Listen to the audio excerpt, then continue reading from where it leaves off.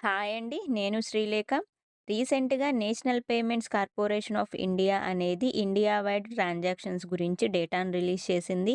So, దానికి సంబంధించిన కొన్ని ఇంపార్టెంట్ పాయింట్స్ ఏంటో చూద్దాం.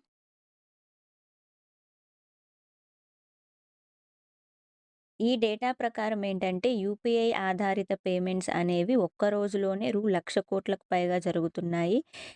సో, ఈ ట్రాన్సాక్షన్స్ పరంగా ముందు వరుసలో ఉన్న రాష్ట్రాలొచ్చేసి మహారాష్ట్ర, ఉత్తరప్రదేశ్, కర్ణాటక, తెలంగాణ, తమిళనాడు, ఆంధ్రప్రదేశ్, రాజస్థాన్, గుజరాత్, ఢిల్లీ అండ్ పశ్చిమ బెంగాల్. ఓకే. అయితే ఇందులో ఏంటంటే ఒక్కోసారి ఎగ్జామ్‌లో ఏమని అడుగుతాడంటే ఫస్ట్ టాప్ 5లో ఉన్న స్టేట్స్ ఏంటి అని అడుగుతారు. లేకపోతే సౌత్ ఇండియన్ స్టేట్స్ ఏంటి అని అడుగుతారు. వాటిలో ఫస్ట్ వచ్చేసి కర్ణాటక, నెక్స్ట్ తెలంగాణ, తమిళనాడు, ఆంధ్రప్రదేశ్.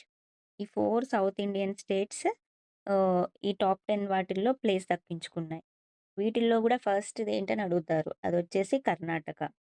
మన స్టేట్ వైడ్ ఎగ్జామ్స్‌లో ఎలా అడుగుతారంటే తెలంగాణ ఏ ప్లేస్‌లో ఉంది, ఫోర్త్ ప్లేస్. లేకపోతే ఆంధ్రప్రదేశ్ ఏ ప్లేస్‌లో ఉంది, sixth place.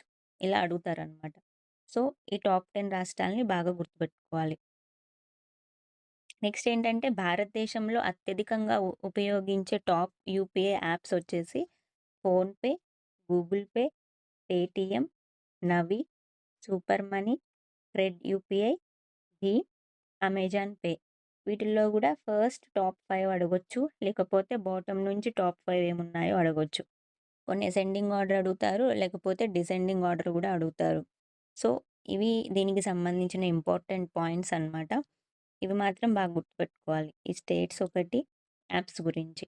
Okay. Thank you.